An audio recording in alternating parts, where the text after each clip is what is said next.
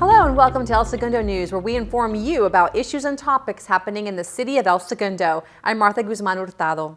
As the number of coronavirus cases continues to rise across the nation, including California, new restrictions were announced to curb the spread of COVID-19. California Governor Newsom changed the county tier assignments to curb the statewide surge. Tier assignments may occur any day of the week and may occur more than once a week if the data supports the move. Counties may also be moved back more than one tier if public health deems it necessary. LA County remains in the most restrictive purple tier. LA County also plans to tighten safeguards to slow the spread starting Friday, November 20th. Some of the new restrictions include non-essential businesses permitted to operate indoors, including retail store, office, and personal care, limited to 25% maximum occupancy. The number of patrons at outdoor restaurants, breweries, and wineries will be limited to 50% outside capacity. LA County Department of Public Health is expected to revise the public health officer order before any changes go into effect. For more information, visit elsegundo.org. Also, the California Department of Public Health issued a non-essential travel advisory to reduce the spread of COVID-19. Anyone arriving in California, including residents, should self-quarantine for 14 days after arrival. Non-essential travel is recreational. Essential travel includes work, study, or immediate medical care. We remind our residents to social distance, wear a face covering, and wash your hands regularly for at least 20 seconds with soap and water. If soap and water are not available, please use a hand sanitizer with at least 60% alcohol. Candy Cane Lane, the magical holiday lights destination attracting thousands of visitors to El Segundo, will take a pause for the first time since 1949. Due to COVID-19 safety protocols and the Los Angeles County Department of Public Health officer order prohibiting large public events and gatherings, the event organizers decided to cancel this year's festivities. The city encourages the community to celebrate the holidays responsibly by fully complying with all applicable safety measures to slow the spread of COVID-19. During these unprecedented times, giving to charities has become more important than ever. The El Segundo Fire Department's participation in the annual Spark of Love program will continue to provide toys to children and teens in need this holiday season, with a few added changes. Spark of Love is an important community event. Normally, we set up boxes here, we take in toys and donations from the public. But because of COVID-19, we're asking for our residents here in El Segundo and in the South Bay to do it online. You can go locally to elsegundofd.org, and we have on our webpage a link. You could also go directly to abc7.com/Spark of Love. And finally, you can text SPARK, S-P-A-R-K, to 24365. All three of those are opportunities to then go online. You could purchase toys or a number of toys. You can make a donation of money. The toys will be purchased, taken to the LA City Hotchkiss Training Center near Dodger Stadium, and then they'll be distributed. Again, I can't thank our community enough for their ongoing support during this difficult time. We're focused on those less fortunate. We're able to give kids toys that they otherwise wouldn't have. And it just warms my heart to know that this community cares about those less fortunate. The online toy drive runs through December 18th. A local long-standing corporation has made a hefty donation to the El Segundo Fire Department. Since 2018, Chevron has donated more than $1.2 million in grant funding to support the fire department. What this has done for us, well, first of all, it has saved the city's general fund of monies that we would normally be using to buy the equipment. We now have 2 new fire engines. Behind me is our engine 31 that was purchased in 2017. Chevron purchased a sister engine, an identical engine that's housed at our fire station 32. They also purchased a rescue ambulance, one of 2 frontline and 2 backup rescue ambulances that we have. And I mentioned the personal protective equipment. Chevron bought every firefighter a second set of turnout gear, which it allows for health and wellness and the well-keeping of our firefighters, which is important to me. The new ambulance replaces the one that was involved and destroyed in a fire in 2019. Chief Donovan expressed his appreciation for the generous funding. This grant and the consent decree has certainly increased our cooperation, and we really appreciate the generosity of Chevron. The grant was made possible by the hard work and effort of leadership at Chevron. Particularly at the time, Rod Spackman and Jeff Wilson, Lily Craig, they worked really hard to get that local grant. over $900,000 between the fire engine, the rescue ambulance, coupled with the consent decree, $1.2 million in new equipment, apparatus, really makes a difference for us. And as the fire chief, I appreciate their support of our firefighters and helping us provide exceptional fire and life safety service delivery. So very much appreciative of their efforts. Chevron's history with the city dates back to the 1900s. The El Segundo refinery is the largest producing oil refinery on the West Coast. And Engine 32, one of the fire vehicles purchased with the help of Chevron, has returned home after responding to a call to help form a strike team to protect structures as wind-driven fires burn more than 14,000 acres in Orange County. On October 26th at 10:30 p.m., Engine 32 went out on an immediate need. They responded code 3, lights and sirens, to the city of Yorba Linda, where they set up immediately and began structure defense protection. They worked hard for 2 days, helping the cities of Yorba Linda and Chino Hills as the Blue Ridge Fire and Silverado Fire began to merge together. And they were very active in their efforts in protecting structures there. And so I'm very proud of the efforts that our firefighters performed. Engine 32 helped form the strike team along with engines from surrounding cities. It returned 2 days later as winds died down, evacuations were lifted, and fire containment increased. Chief Donovan says he's proud of both the department's strike teams and the Rapid Extraction Module Support Team, a specialty unit that rescues fellow firefighters that become injured or ill on the front lines. The REMS team's gone out 7 times, strike teams have gone out 5 times.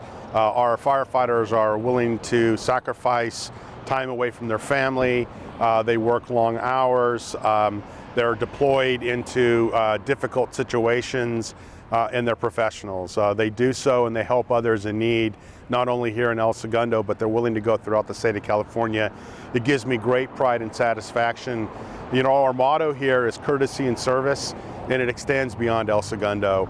And our firefighters are true professionals. I'm proud of their efforts, and the community should be proud of their efforts as well. According to Chief Donovan, 2020 has been the most destructive wildfire season in California's history, with more than 4 million acres of land destroyed, 9,000 incidences throughout the state, 31 fatalities, and over 10,000 buildings damaged. Donations from Chevron also help boost business in the community.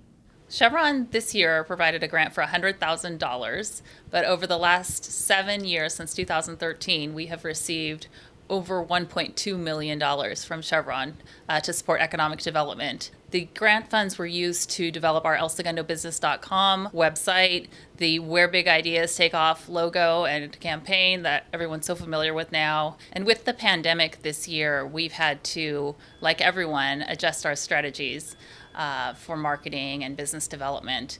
And so now we're using the Chevron grant funds for our Back to Business campaign, our economic recovery efforts, and they've just been so helpful in working with our business community and helping us to implement these programs. Deputy City Manager Barbara Voss also expressed appreciation for the ongoing relationship the city has with the refinery. Well, I've been here at the City of El Segundo for 5 years now and have worked with Chevron through our Economic Development Advisory Council.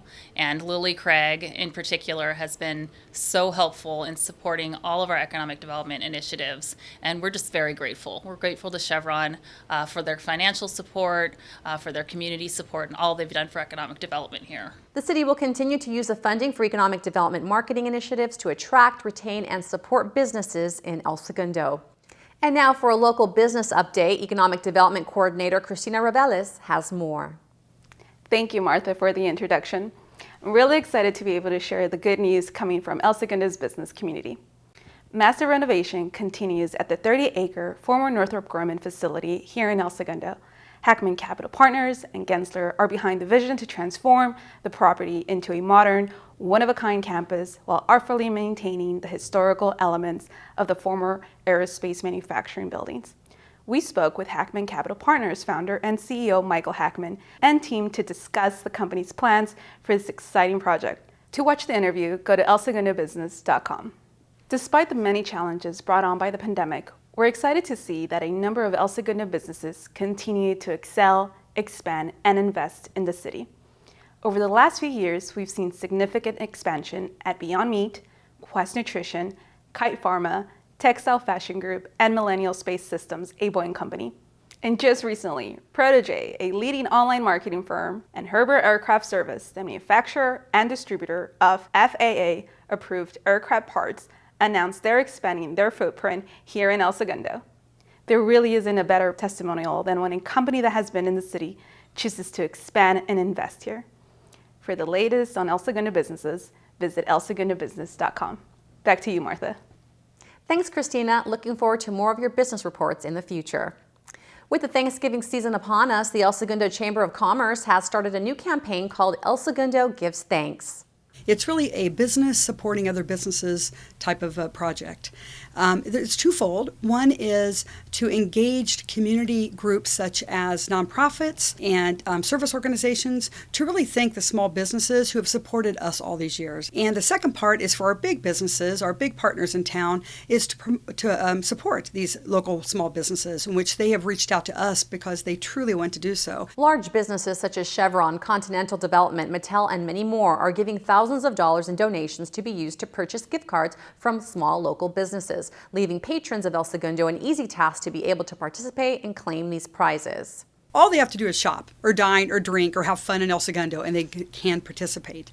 So what's going to happen November 15th through November 30th, every receipt for $10 or more, they put their name and phone number on there and they drop it off at the chamber through our slot in the door, or they can email director at El Segundo Chamber a copy of their receipt and they will enter into the contest. El Segundo Give Thanks runs from November 15, 2020 through November 30th, 2020 with a live drawing on the El Segundo Chamber of Commerce's Facebook page on December 1st at 5 p.m. The El Segundo Unified School District is moving forward with reopening Center Street and Richmond Street schools for TK through second grade in-person instruction. The news comes on the heels of receiving approval for the waiver applications that the school district submitted to the Los Angeles County Department of Public Health.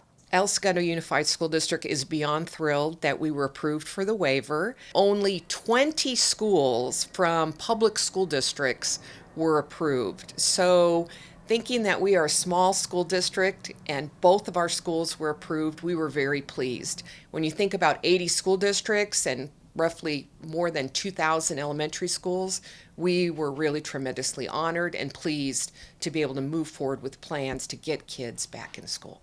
Knowing that both the county and the state have reviewed our safety protocols, I feel very confident that we will be able to open schools safely. Parents need to have a symptom check of their child at home. We will be having an application where the parent can get on their phone and fill in whether their child has any symptoms of COVID-19.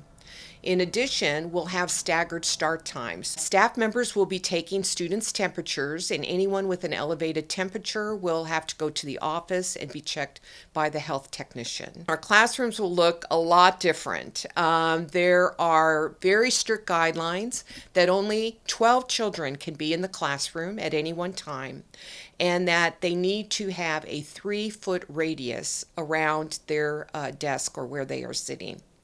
Everyone at the school, students, staff, and parents are all required to have masks. And with young children, it's very important that we are explicit with hand washing and hand sanitizing and reminding them to keep their distance and really kind of retraining us on a conscious level to keep this in mind at all times, to keep all of us safe. The schools are projected to start on December 2nd. Due to the pandemic, the El Segundo Public Library plans to reopen in phases. We are currently offering curbside services, so a library to go, as well as virtual services. And most public libraries in California are offering the similar level of service, and that's because of the increasing number of COVID cases, as well as LA County remaining in the most restrictive tier of the state of California's blueprint for a safer economy. In the meantime, along with library to go and curbside delivery, the public can also enjoy online programs as well as the Living Library project that staff is hosting in collaboration with ESMOA. There are also a few new services. New services include browsing in the children's area, so through the windows of the new children's books that are coming into the library, so community members can order them. We also have new book list for adults that link to the catalog, so they can do online orders. In addition to that, our librarians are available to do custom book bundles, so they can put together books based on genre or by author, or even in response to an assignment that a student might get. We really miss having people in the library as much as we know that our community members miss being here, but we will get there faster if we continue to work together.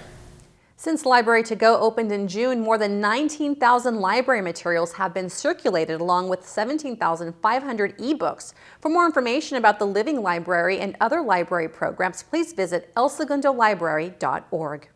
And speaking about new programs, students can now book a school librarian. If you are a student who needs help with distance learning, our friendly school librarians are now available via phone or email and will help with answering questions, assisting with research, and suggesting online resources and books. The books can be picked up through the Library to Go curbside system.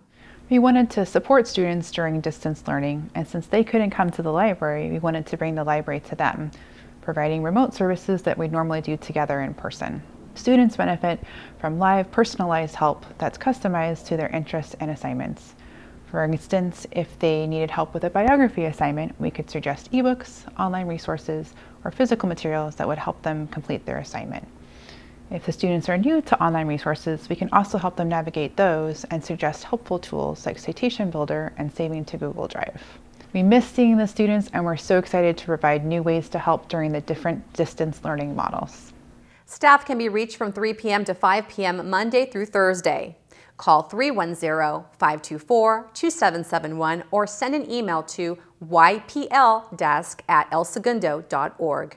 The city is looking for a new director of human resources. If you are an experienced human resource professional, please fill out an application by November 29th. For more information about the position, please visit elsegundo.org and look in the news section.